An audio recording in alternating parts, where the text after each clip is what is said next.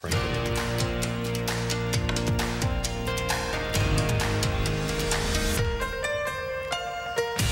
afternoon, everyone, and welcome to News 3 Live at 4 on this Wednesday already. I know. I've done that all day today. What day is it today? Yeah, but it is Wednesday, and the sun came out a little bit this afternoon, Yeah, so that's warming up a little nice. bit. That feels good. Yeah, we'll get to the weather in just a minute, but first, here's what's making news. A downtown Madison church known for selling cannabis is raided by police. Rose Schmidt reports on what happened this morning. Special Counsel Robert Mueller speaks out for the first time. His remarks set off another round of political attacks. And it's 12 days and counting for breakouts of severe weather and tornadoes in the South and Midwest. Let's take a look outside, take a look at our weather. As Mark said, a little clouds, a little sun, but look how green everything is. They're finally getting some planting in, it looks like. They're way behind, though. That's right. 1995 is the last time it was this late. Weather, or warmer weather ahead. Dana Fulton is in the backyard, and she has more on this forecast. Hi, Dana. Hey, temperatures, at least over the next few days, are going to continue to climb on up for us. Right now, our Doppler track is quiet. It's cloudy outside. As you guys said, we did get a few pockets of sunshine popping up for us today. Not a lot, though. And thankfully, we haven't had too much rain come on through. Currently sitting close to 68 in Madison, 72 right now, Mineral Point, 68 also in Janesville. So close to average, but still a degree or two below that. Compared to this time yesterday, though, it's quite a jump at our temperatures, an 8-degree jump in Madison. That breeze is going to stay calm and variable as we head overnight, but we are looking at the chance to see some stronger thunderstorms develop for us later this evening and some scattered showers heading into your Thursday morning. We'll take a close look at what's ahead for Thursday and, of course, this weekend in just a few minutes. Right now on the roads, always good news when I don't have any accidents to report. Things look overall okay. 3990 should be fairly smooth. Delays on the eastbound side of the Beltline starting from John Nolan stretching all the way towards Verona Road. Around Verona, things look okay. A few slow down spots downtown. McKee Road and 151, of course, delays there. Janesville, no major hiccups at this time. In fact, if you're traveling from Janesville to the Beltline, it'll take you about 28 minutes. 17 from Sauk City to Middleton and 18 minutes from Sun Prairie to downtown. We are expecting, of course, again, the chance for showers tonight, but over the next few days, temperatures are going to climb on up for us. So that is the good news heading towards the weekend. It's almost June. Almost June, and it's going to feel like it here soon. Okay, thanks, Dana. We'll see you in a few minutes. Thank you, Dana. First at 4, 2 people are in custody following a drug investigation at the Rastafarian Church in downtown Madison, known for selling cannabis. Madison police say 39-year-old Jesse Schwark and 23-year-old Dylan Bangert were arrested today on tentative charges of delivering marijuana and maintaining a drug dwelling. Rose Schmidt joins us live from the Lion of Judah House of Rastafari on West Mifflin Street. Rose? Yeah, so people who say that they are members of the Rastafarian Church tell me there were 4 people inside here when officers came to execute that search warrant this morning. That includes the founders, Jesse Schwark and Dylan Bangert. At least a dozen officers were on scene here today as they came to execute that search warrant at about 9 a.m. this morning. Officers say there were no injuries. The founders of the Rastafarian Church consider it to be a cannabis sanctuary, and members say they use marijuana as part of their religious practice. The members described to me the moment the police came into the building this morning. Man, we were in there just standing there, hanging out, you know, cleaning the bathrooms, doing our normal morning thing. Next thing you know, boom, boom, boom, knock on the door. He didn't even wait for us to open it. We're like, all right, you know, we're going to open the door for him. Nope. Bam, bam, bam. He busted that glass down with the battering ram. They come storming in there, started handcuffing everybody. Founders say the First Amendment and Religious Freedom Restoration Act protect them from being legally punished for using marijuana. But the city's attorney's office sent a cease and desist letter in April saying there's no documentation showing that it's actually a church.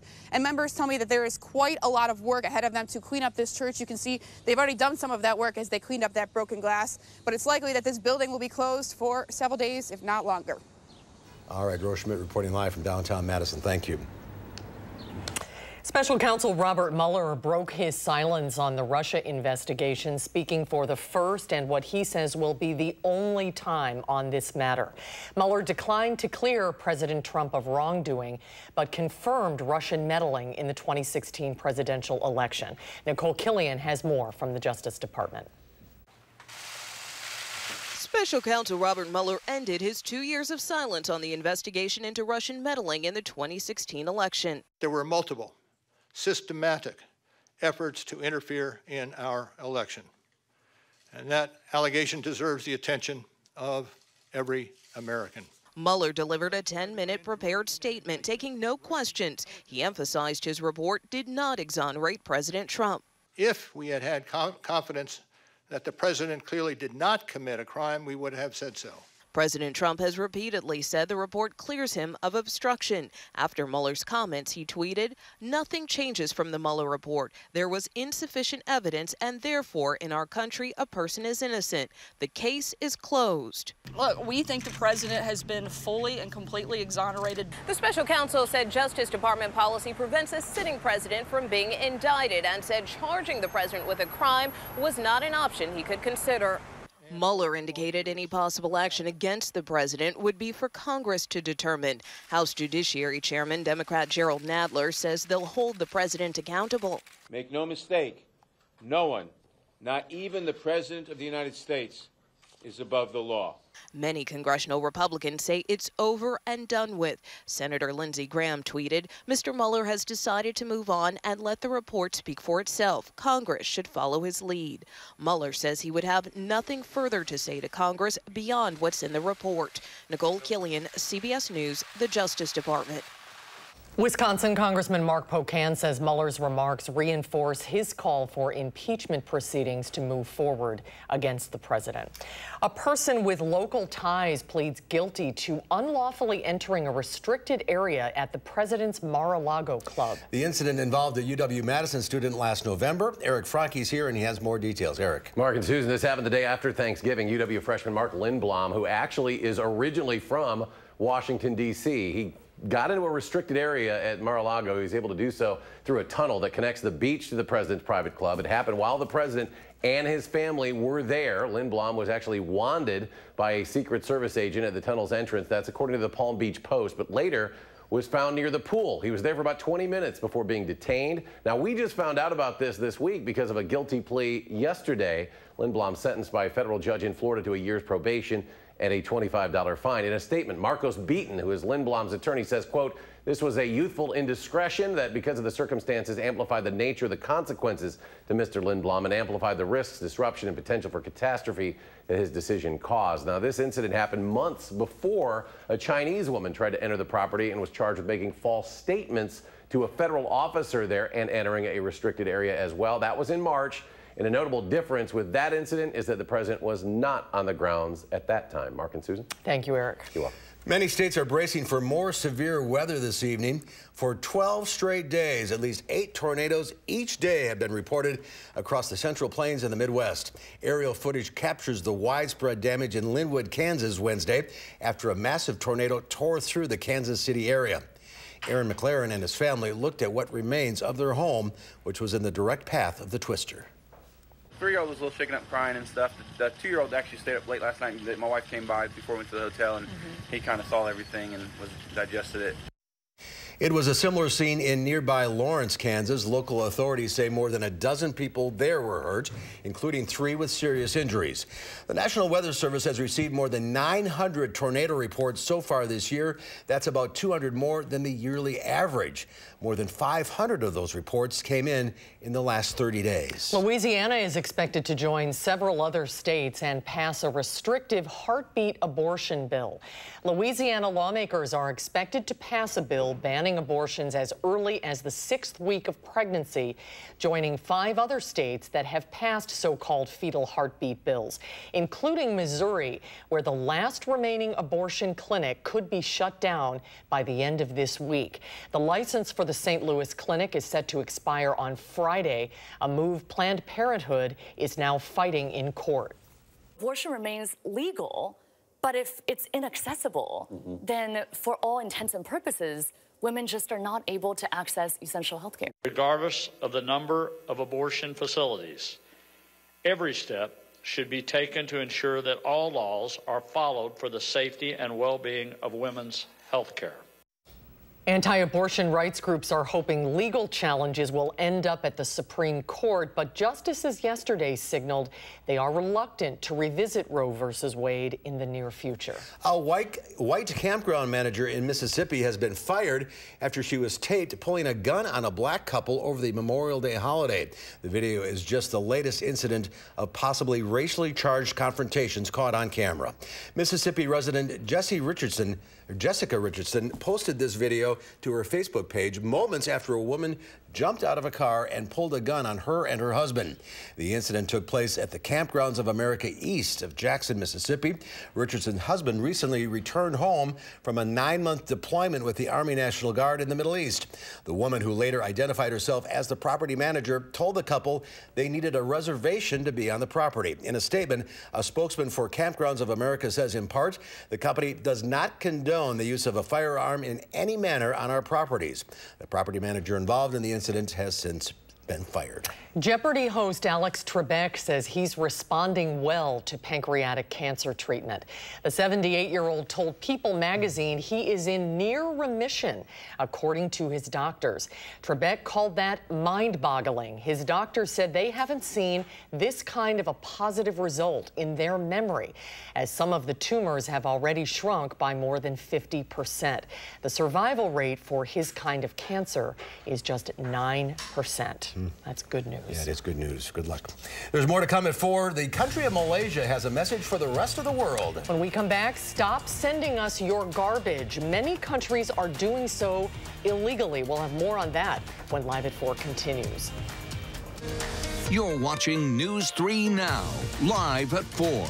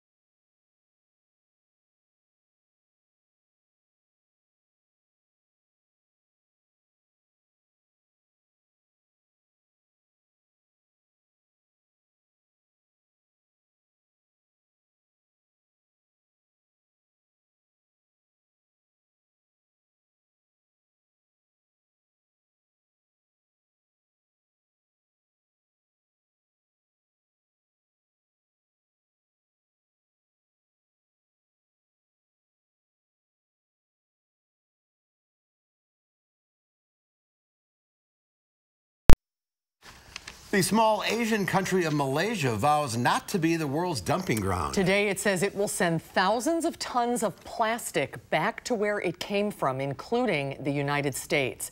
Malaysia has identified 14 developed nations, including the U.S., Canada, and Britain, that send their unwanted recyclables to its shores. Last year, Malaysia became the world's top destination for millions of tons of plastic waste after China stopped importing it. Government officials say the small Asian country is becoming a garbage heap of electronic, household, and contaminated waste, and they insist they won't be bullied by bigger nations. We are compiling the list of the so-called recycling companies from this developed country, and we will send back. Environmental leaders vow to return some 3,300 tons of waste and put pressure on governments to investigate and to stop illegal shipments. Malaysian officials say China's plastic waste ban shows the huge waste problem around the world. Stocks fell today as trade tensions stoke growth fears. The Dow Industrials dropped 221 points, ending the day at 25,126. The NASDAQ Composite Index lost 60. The S&P 500 was down 19.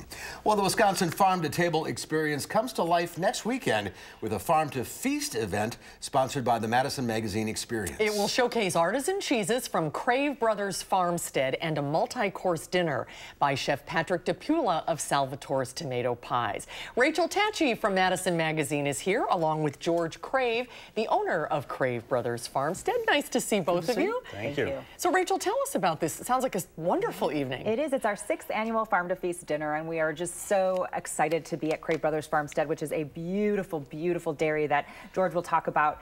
So what's going to happen is on Sunday, June 9th, guests are going to come out to the farm starting at 3 o'clock. For 2 hours, they get to enjoy amazing behind-the-scenes tours where they get to touch and feel the cows and see how cheese is made, and then also enjoy heavy hors d'oeuvres, live music. We've got a great bluegrass string band and a wine bar. And then they sit down at 5 o'clock and enjoy a multi-course, delicious, amazing feast. And it's served family style, so you get to sit next to your neighbor and rub elbows, and you're on the farm in the middle of a field. And you really get to experience what that's all about. That sounds like a great time. It's very generous of you to host this, George. Yes. Well, we appreciate Madison Magazine's efforts to host it. We're just providing the field, which is easy for us. But we are going to show people the farm. We're going to talk to them about how we do the 4 C's: crops to cows, cheese to the consumer, and that's what we always tell about our story. And it all starts in the fields, which are very wet right now. Oh, yeah. But we're going to talk about that, and we'll show them where we make the feed and how we feed the cows. We drive a bus right into the barn. One of the tour buses will go right into the barn. We talk about where the cows live. And then we'll stop and see some little baby calves and then go back and enjoy some more hors d'oeuvres. So it's going to be a great event. And the specialty cheese market has just exploded in recent years. Yeah, you sort of led the way on this. Well, we've been riding the wave, and it's been really good. We make our fresh mozzarella. We have the little perlinis and the little medallions. The medallions, by the way, won first at the U.S. Cheese Championship. So we're going to be serving some of these items at the dinner, and we're also our niece Beth is going to be preparing our dessert tray for the event. Yeah, it's really robust dessert as well. So you're going to leave really full, but it's delicious. Right. We're going to have the mascarpone is going to be featured for the desserts. Yes, sweet cream mascarpone. How many different kinds of cheese do you make? Well, we make 4 main types. We make the fresh mozzarella. We make the part skim mozzarella. We make the fresh cheese curds, the good old Wisconsin cheese curds, and then we also make the sweet cream mascarpone. In that mozzarella, we can make the marinated mozzarella, the vac pack ball, the log, and the part skim mozzarella. Our Crave Brothers Farmers are open case of Oaxaca. So there's many different, when you just say what kind of cheese you make, we say we make mozzarella. But in that category, we make many different sizes and shapes. Is that unusual for a cheesemaker just to sort of concentrate on one sort of cheese?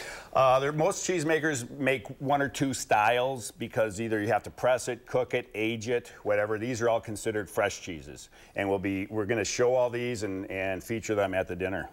Rachel, how many tickets will you sell? How many people can you accommodate? So it's a nice intimate event. We don't want to get it overcrowded, but around 200 people really get to enjoy this event and come out. Chef Patrick DePula of Salvatore's. There will not be pizza there. There'll be wonderful mozzarella, but it's going to be in a wonderful porchetta is the main dish with sides and salad and amazing hors d'oeuvres, and then a wonderful dessert, all featuring Crave Brothers Farmstead cheese. And the big pull is the farm tours, because we can't just go out there and ask for a tour. This is exclusive to the people who come to this event, which is why it's such an honor and a privilege that we're doing this there.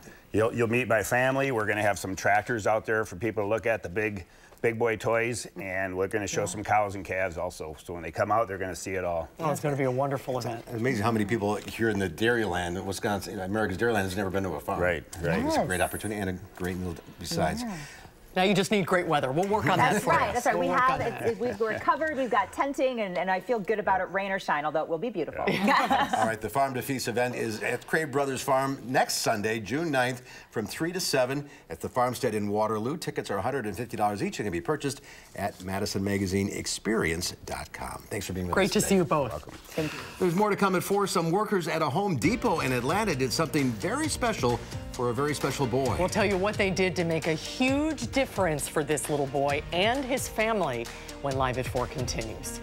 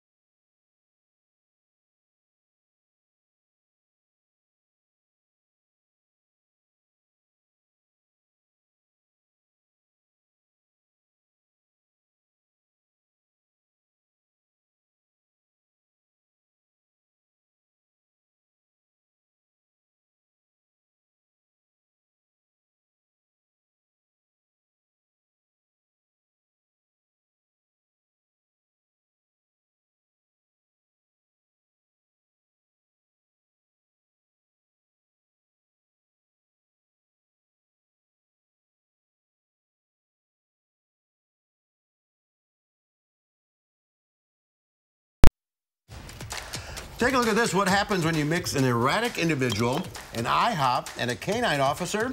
You get the ultimate doggy takedown. Police say this man had been acting violently at a Sacramento IHOP when they deployed this canine unit to de-escalate the situation. But authorities say when the suspect started threatening to kill the officer and the canine, And then he starts reaching for them while the officer unleashed the canine, and the suspect was taken down and into custody. All right. There he goes. So Still doesn't have a shirt on. Every one of these stories. Why do these guys never have shirts on? It wasn't a Florida man. No, that's right. it wasn't a Florida man. That's That was right. close. Could have been. Could have been. All right. So we're still a little on the chilly side today, wasn't it? Still just a little dreary and gray outside. We're having cheese curds. We are, and then the squeaky cheese curds are making everything better in here. Now, we did have a few pockets of sun. You can see some blue sky there right now. Unfortunately, we are looking at a few shower chances overnight. We'll take a look at what's ahead for the rest of the week right after the break.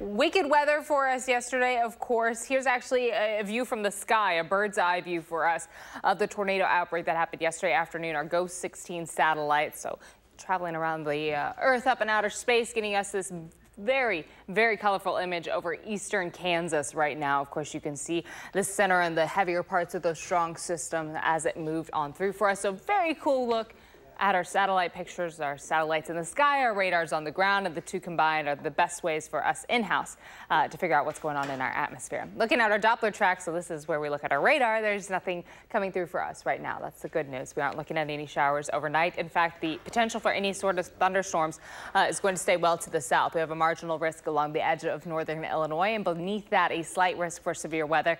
Looking ahead to Thursday, no real chance for anything to bubble on up. We've had a brief moment of some high pressure ridging on in. It's kept us pretty quiet for the day. A few moments of sunshine, but overall certainly not a sunny sky.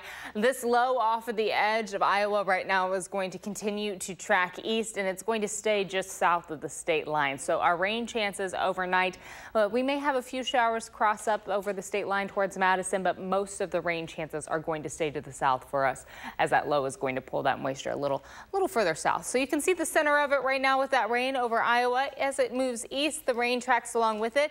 Some of those showers might cross just over the edge of the state line. We do have a chance for some rainfall overnight, but not looking at a lot of accumulation for us. Heading into Thursday evening, the chance again staying mostly to the south. By Friday morning, we start to get a mostly sunny sky, and our rain chances on Friday look like they're going to stay outside of the Madison area. It's not until Friday night that those rain chances will creep back in for us. So not a great chance for showers tomorrow, but we will see a few. And by Friday, again, the rain kind of backing out of here. So there's that bubble coming through overnight. The center of it stayed to the south, but we are looking at the chance for a few showers and isolated thunderstorms. Not ruling out the chance to hear a few rumbles of thunder for us. Tomorrow, a chance for showers, and then by Friday, we get to enjoy that sunshine. Our temperatures will actually be a little more mild on Friday. Early in the morning, we fall to the upper 40s, and then in the afternoon, we'll be close to 80 for us. So finally getting above average to end the week. So far, May has been a little rainy. We've picked up just over 6 inches of rain. Our average for May is just over 3.5 inches. So all of this rainfall adding up quite a bit. You notice some of these days on the 24th over 1.25 inches. And then, of course, back on the 8th, just over 1/2 inch. Adds up pretty quickly when you have several of those days in a row. Looking at the 16th all the way through the 19th, picking up significant rain every single day. Of course, we still have a few more days to wrap up the month. But we are going to end the month well above average as far as our precipitation is concerned. We do have the likelihood, a little greater chance to see some showers later this evening. Then things will stay fairly quiet around midnight, and then that chance peaks yet again heading into the early morning. And that's when we're going to have the greatest chance to hear a few rumbles of thunder also, as those showers do slide on through for us overnight. We'll be falling a little bit overnight to about 56 for our overnight lows. So not much cooler than where we're at right now, but we stay mostly cloudy. So we aren't expecting anything to really change up as we head into tomorrow morning. Again, cloudy with the chance for some patchy fog to develop early in the morning as our temps will fall pretty close to our dew points. We do expect to see a few scattered showers and isolated thunderstorms. Tomorrow, partly sunny with the slight chance for a shower or thunderstorm. As far as temperatures are concerned, we'll actually hop just above average at about 74 for our afternoon highs. So overall, your Thursday will be continued on the right track with our temperatures still mild outside. Our breeze coming from the north, about 6 to 12 miles per hour, so not too breezy outside. No alert days in the forecast. That's the good news. Again, 74 the high for tomorrow with that slight chance for a few thunderstorms. Friday, we get the sunshine for us. We're in the lower 80s for afternoon highs, but heading into Friday night, we start to see that rain chance creep back in for us and develop by Saturday morning. So Saturday, we will have a few showers early in the day. A chance for rain for us. Temperatures will stay pretty mild in the middle 70s on Saturday. And we'll stay in the middle to lower 70s heading into the start of next week. So even extending through that 10-day forecast, our temperature trend is at least close to average, if not above average. We won't be dropping too much with our overnight lows either. The lowest we get in the next 10 days is still in the upper 40s. So if you're like me, that is windows open at night kind of weather. Not having to run the AC at night yet. Yeah, that's good. It's been really nice so far, but we've had a few days just in the last few that have felt, like you said, more like September than May. Absolutely. So be a welcome change. It will be a welcome change. Friday will be in a much better place for us. All right, Dana, thank you. Good stuff. Thanks, Dana. Workers at a Home Depot near Atlanta just made a 2-year-old very happy. Nolan Lengi explains how store employees help the little boy in need. Logan Moore is an active, fun-loving 2-year-old, but he's not able to do everything he wants. He has hypotonia, which affects his muscle tone, and it makes it hard for him to do a lot of physical things, especially walking. The Moores are waiting for their insurance company to approve a walker to help him get around. In the meantime, they saw a YouTube video on building a temporary device out of pipes and headed to Home Depot in Cedartown, Georgia. One stick of that, and we'll cut it up. Jeff Anderson and his fellow employees were eager to help. Everything that it took to build that thing, we went and got, and we said, come back in an hour and we'll have this thing built for you. When they came back, this walker awaited. Orange and white, just like the Home Depot colors, and Logan's name to officially make it his. Little Logan, they just put him down on there and he just took off. It took everything I had not to cry, but it was really amazing. Logan loves the walker. He loves being able to get around by himself a little more independently. Something so simple to make, it had a tremendous impact on Logan as well as the family. Home Depot also donated the parts for free. Mola Lengi, CBS News. That's called doing something good right there. Absolutely. If the family's insurance company does approve a walker, it'll still take several months for it to be constructed. I think that Logan's getting a lot of use out of that. Yeah, good for them. When we come back, there's more at 4. Do you down an energy drink or two to get you through the day? You may want to pay attention to our next report. How energy drinks may impact the heart. I'm Michelle Medina with the findings of a new study.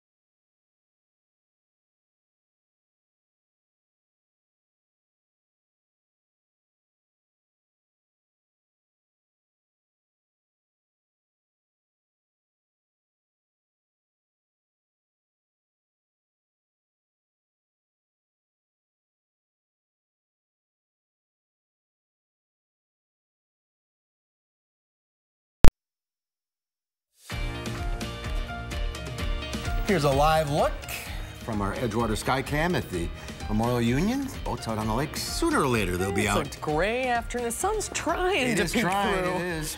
Well, energy drinks have become popular, especially with teens and young adults. Now new research is showing the drinks may have side effects for your heart. Nichelle Medina has more.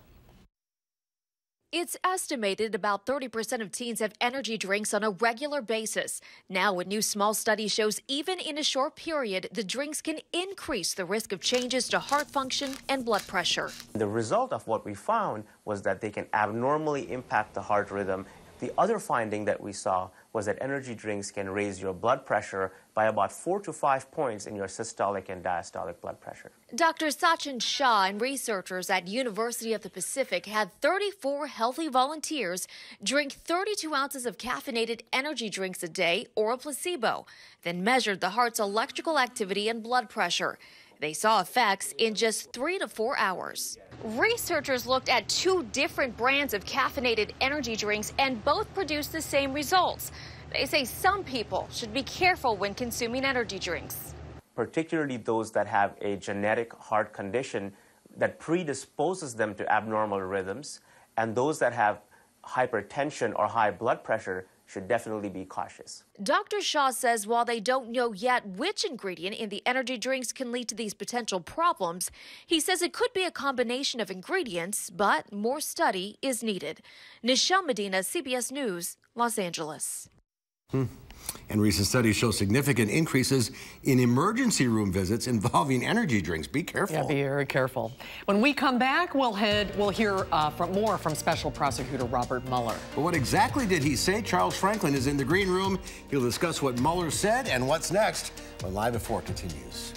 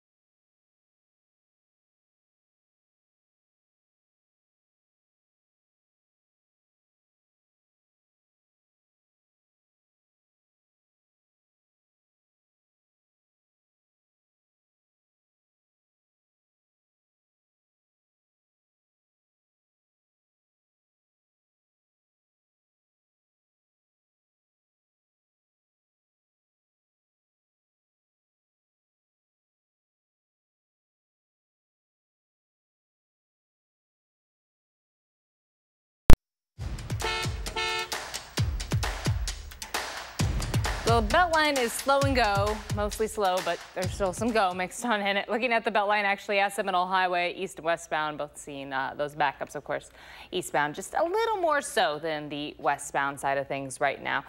We did have an accident a little while ago, closer to 39 and 90, but right now, again, just those delays for us, the closer you get to downtown, especially on the eastbound side. Westbound, we do have a few hiccups close to Fish Hatch, and then things improve a little bit as you get a little further west. On the Isthmus right now, we have delays heading in and out on Washington Street, but right now you should be able to get through with maybe about 5 to 10 minutes extra onto your commute. Around downtown Verona, things look okay. 151 and McKee Road, we are seeing those delays through Seminole Highway, but things get a little better the closer you get to Fish Hatchery Road and near Janesville. No major hiccups downtown. 39 and 90 look okay right now, but of course we do have a few delays on 26 right there on the intersections to get onto 39 and 90. It'll take you 28 minutes from Janesville to the Beltline, 19 minutes from Sauk City to Middleton, so just a little longer than usual, about 2 to 3 minutes extra extra there. And then from Sun Prairie to downtown, should be about a 17-minute drive for you this evening. That's a quick look at traffic. All right, Dana, thank you. The Chicago White Sox give the Employee of the Month a chance to throw a ceremonial first pitch. Here's the windup. Oh! That may go down as the worst ceremonial pitch in the history of baseball. The photographer wasn't hurt. He got the shot and his own 15 minutes of fame. It became a better story then. That would be me. Yeah, me too. Watch out. Boom. All right, as we mentioned earlier, Special Counsel Robert Mueller broke 2 years of silence about his investigation into Russian interference in the 2016 election. He said he does not intend to testify to Congress, and he explained why he did not have the option of charging the president with a crime. The director of the Marquette Law School poll, Charles Franklin, is back with us today with some analysis. Hi, Charles. Good to see you. Good to be back. So what was your reaction? I thought it was what the report had actually said when it was released. The things that Mueller emphasized today are right there in the first few pages of the report. That Russia clearly interfered, that they didn't have definitive evidence about collusion or about obstruction, but more importantly, that they're prevented by Justice Department policy from charging the president while he's in office, and that the Constitution says there's a process for how to deal with this. So I think, maybe not surprisingly, he was completely consistent with the language of the report, and then he went on to say, and I have nothing more to say, it's there in the report. So he's standing by his report pretty much to the letter. So reading between the lines, he would maybe charge if he could? There was enough to... Yeah, I think that's the ambiguity of the report and the difficulty of this position that he has. He says it's not fair to charge someone in the report with a crime which they then can't be tried for and exonerate themselves through a trial. So therefore, the report won't say whether there should be a charge here or not. And instead, it falls back on pretty strong grounds that the Constitution has an explicit procedure for dealing with this, but he doesn't go to the point of saying, and I think Congress should pursue impeachment, nor does he say they should not.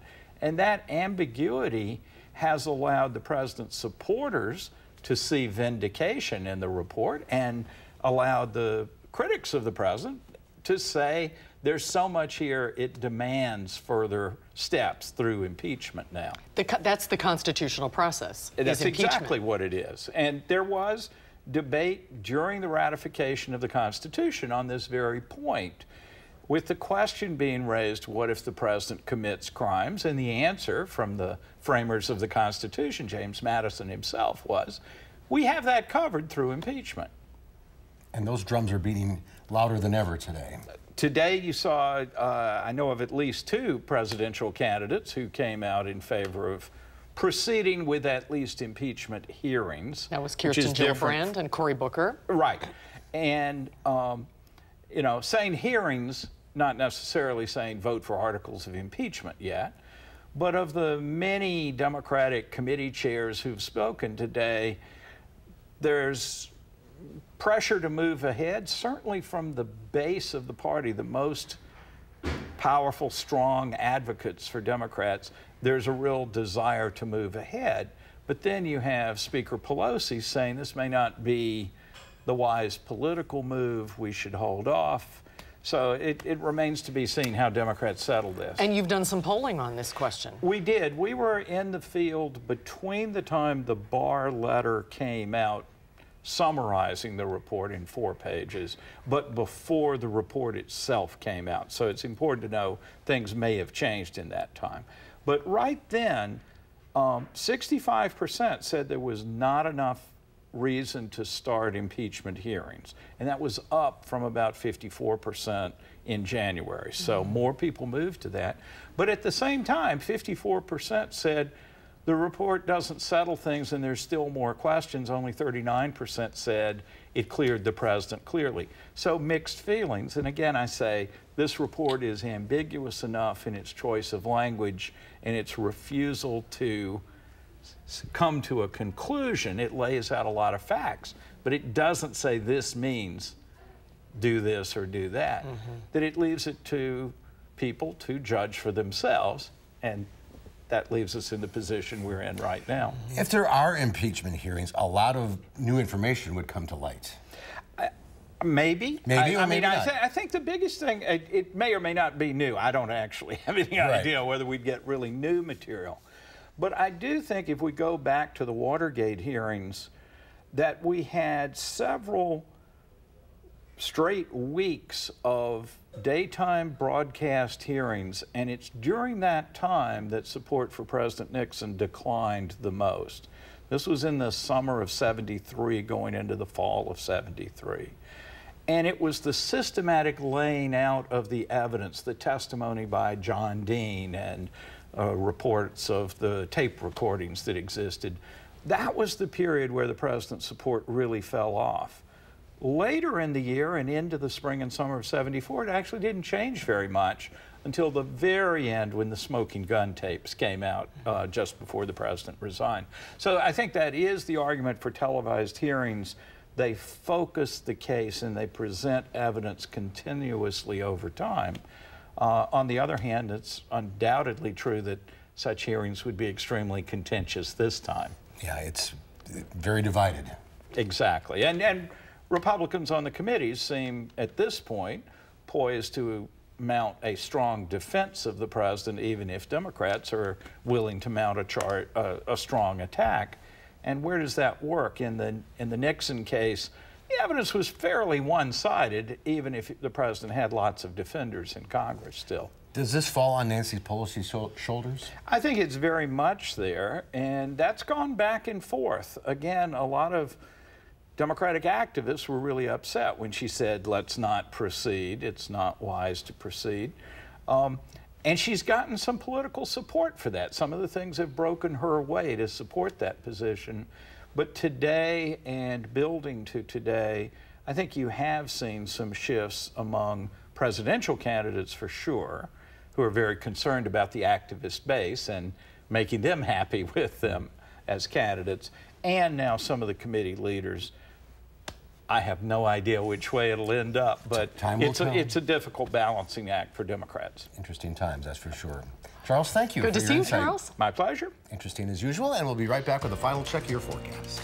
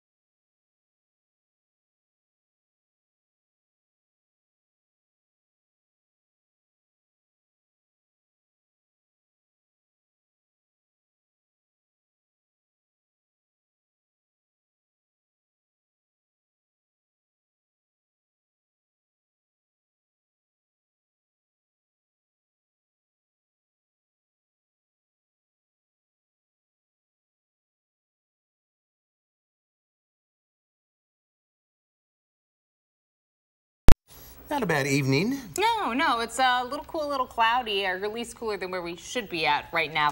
Our visible cloud tracker showed off that cloud coverage, of course, for most of the day. We have had a few pockets of sunshine, but the good news, our Doppler track has been quiet. There's the chance for some showers to develop later on overnight and early Thursday morning. But for the evening, should be pretty quiet. Now, we're at 70 right now in Madison and Janesville. Again, I take my cool comment back. Yeah, that's not bad. That's not too bad. It's gotten a little better for us. Breeze will stay pretty calm. So, I mean, 70, you can get outside. Yeah, that's fine. That's perfect. No sun, but it's okay. It's okay. All right, Dana, thank you. Tomorrow here on Live at 4, we'll find out what's happening this weekend in the 608. And we'll go behind the wheel with Harvey Briggs in this thing. Look at this. It's a Ford 150 Raptor. There is nothing like it on or off the road. Mark, you look like you had fun. This is a lot of fun. See you tomorrow. We'll be right back.